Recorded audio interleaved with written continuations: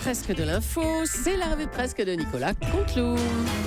Et ce matin, c'est notre ami Michel Grossior qui est avec nous. Oui, bonjour ma chère Julie, bonjour Natacha, bonjour. Caroline, Thomas, Laurent, Jean-Marc, ne l'oublions pas, qui a ajouté une nouvelle casquette. On le connaissait docteur, enquêteur, on le découvre aujourd'hui défenseur de la cause animale et en particulier des éléphants d'Afrique. Oh là là, mon Dieu. Oui, il faut écouter tous les jours, chers auditeurs, pour comprendre cette introduction. C'est parti pour les titres. Ah ouais, faut vraiment écouter tous les jours. Hein.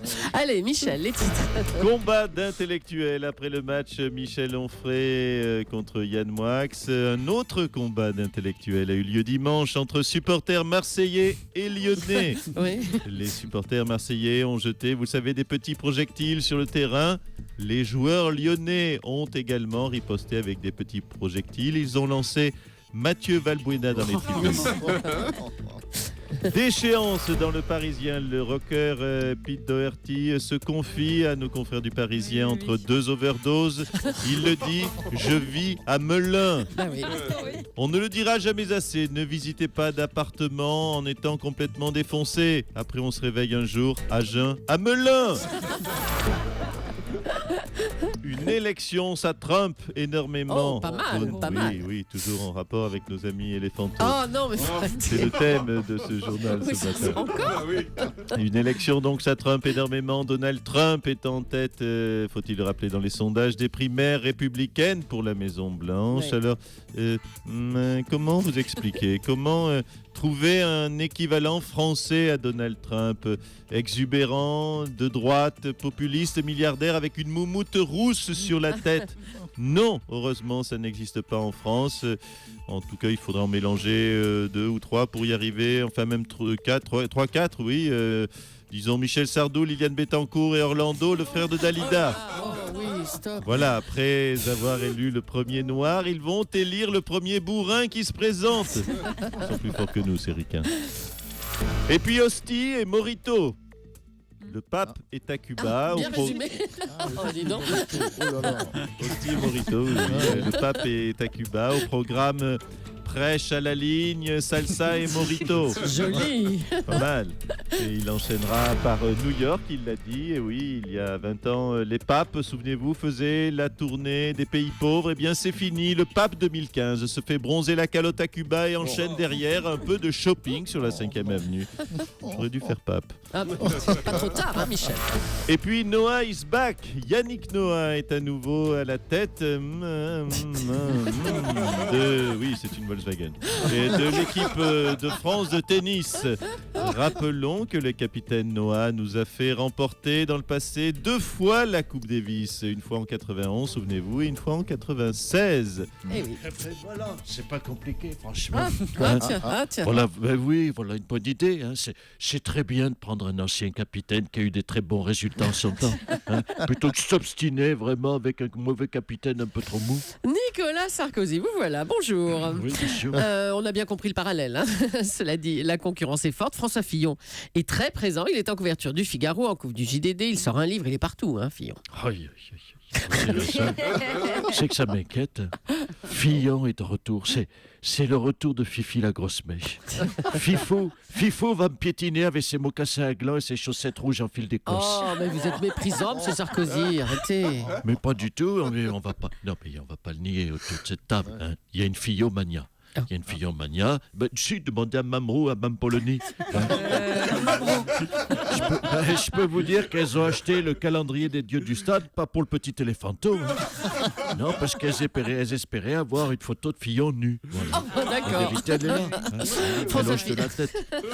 François Fillon qui a déclaré dans le JDD l'idée que j'étais un frein au changement et Nicolas Sarkozy un moteur est fausse. C'était souvent l'inverse. Voilà ce qu'il a dit. Mais oui, Fillon, c'est un malade du changement, vous savez, j'étais un frein pour lui.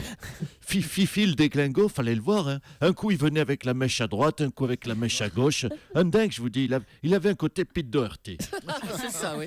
On a appris hier qu'Hervé Mariton était lui aussi candidat à la primaire. Oui, encore Hervé Matignon est candidat. Le grand René Tartignon, il faut le dire, le Obama français.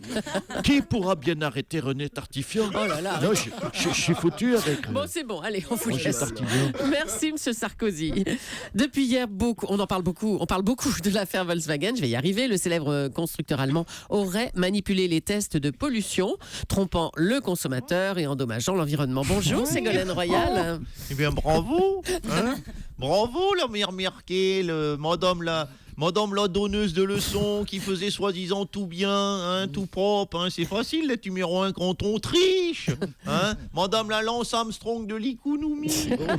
Alors, cette affaire concerne 500 000 voitures sur le marché américain quand même. Hein. Oui, eh bien c'est une formidable opportunité. C'est l'occasion de caser donc mes voitures électriques Eliès, hein, ce qui porterait donc le total des ventes à 500 000 vu qu'on en a vendu 0. Oh là. Et puis c'est votre anniversaire aujourd'hui. Bon anniversaire, Ségolène Royal. c'est gentil. Qu'est-ce qu'on peut vous offrir? Oh, écoutez, je ne m'y attendais pas. Ça, ouais. Je ne sais pas, un cadeau, je ne sais pas.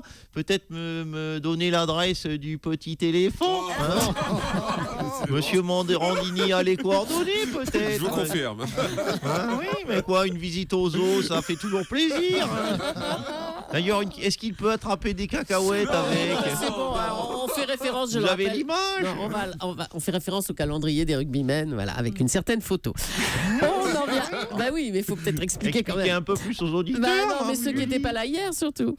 On en vient maintenant au match OM-Lyon qui a dégénéré dimanche soir. Les supporters marseillais ont jeté des objets sur la pelouse, entre autres des bouteilles en verre. Bonjour, monsieur Gaudin. Oui, bonjour Madame Julie et bonjour à toute votre ménagerie. Dites donc, bonjour à votre, je dirais 11, car vous êtes de plus en plus nombreux chaque année dans ce studio. Hein, bientôt, vous allez pouvoir venir jouer au Vélodrome et croyez-moi, Madame Julie Leclerc, vous y serez bien accueillis. Ah bah parlons-en de l'accueil. Hein. L'accueil que vous avez réservé notamment à Valbuena, votre ancien joueur. Aujourd'hui à Lyon, il était plutôt musclé cet accueil. Hein. Qu'est-ce que vous avez à dire sur ces jets de bouteilles par exemple? Donc, écoutez, je ne peux que féliciter les supporters marseillais pour leur conscience écologique. Effectivement, les bouteilles en verre doivent aller dans la poubelle verte. Nous avons donc, oui, monsieur Morandini, nous avons donc jeté des bouteilles là où nous avons vu des ordures. Oh là là là Notamment ce traître de Mathieu Valbuena qui a eu le culot, oui, monsieur Sauteau, il a eu le culot de signer ailleurs qu'à Marseille quand nous l'avons vendu. Enfin, vous ne pouvez pas le traiter d'ordure. Et puis, vos supporters, là, qui ont même pendu une poupée à l'effigie de Valbuena hein, dans les tribunes. Oui, mais tout à fait, car les Marseillais, vous l'aurez noté, Madame Julie, sont des gens polis et respectueux. Ah bon? Hein, oui. Monsieur Morandini en témoignera. Exactement. Le Marseillais de la bande. Oui. On va penser à cramer sa maison en Bourgogne à celui-là. Nous avons préféré pendre une poupée alors que franchement, Madame Roux, Madame Poloneuil, nous avions, je vais tout vous dire, nous avions l'adresse de sa femme et de ses gosses. Mais là là, nous sommes, non. nous sommes, laissez-moi terminer, mais nous sommes des gentlemen.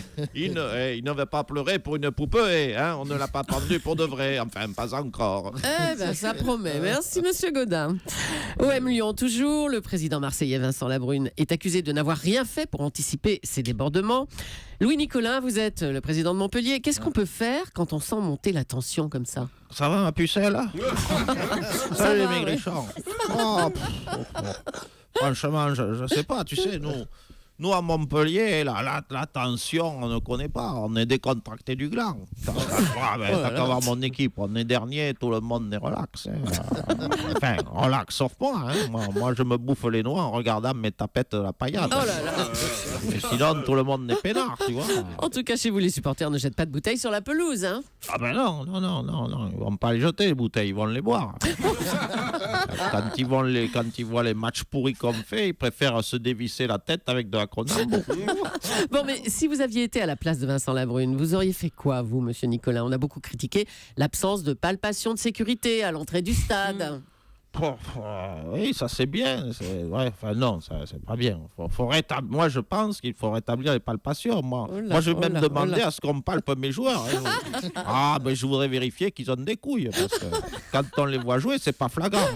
Merci, Louis eu Nicolas. Et merci, bravo à Nicolas Cantou.